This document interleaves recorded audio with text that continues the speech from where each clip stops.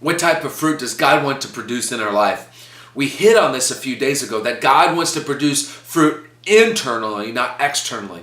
And we go deeper into that today. We take a look at two prayers of Paul to the Ephesian church, or for the Ephesian church, but I believe that these prayers are applicable for all Christians, all churches of all time. What does Paul pray for the church in Ephesus? 7 things. I don't have them memorized, so here, I've got some help. God gives the spirit of wisdom and revelation, that we have the eyes of our heart enlightened. That we know, because of the eyes of our heart that are enlightened, we know the hope, the riches, and the power towards those who believe. That God strengthens us with power through the Spirit in our inner being. That Christ dwells in our heart through faith. That we're strengthened to know the outer limits of God's love. I mean, think about that one alone, right? That we understand, or begin to understand, the outer limits of God's love. And that we'll be filled with the fullness of God. I mean, think about that. He already talks about Christ dwelling in our hearts, but that we are filled with God's absolute fullness. Think about those prayer requests and match them up against yours and against mine. Quite often our prayer requests look more like we're coming to a cosmic Santa Claus, doesn't it?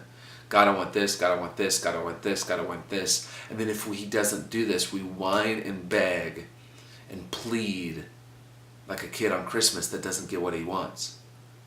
But what are we praying for? All external stuff. They might be legitimate. They might be needs, 100%. And Jesus told us to pray for our needs. Absolutely. But what is God more interested in? He's more interested in our heart, our soul, our mind. And that through the transformation of that, we do see external fruit. But if we are focused and make a God out of external fruit, we'll think our life is a failure. And even worse, we'll think God is a failure if He doesn't produce that external fruit. All the while missing what God wants to do on the inside to transform our life.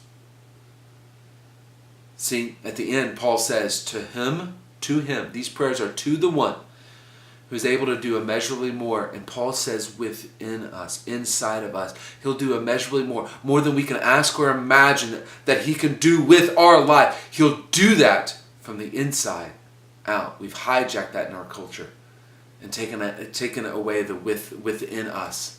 And they think that verse is about external fruit, but it's not. It's about internal fruit. And He will produce way more fruit than we'll ever ask or imagine from the inside out.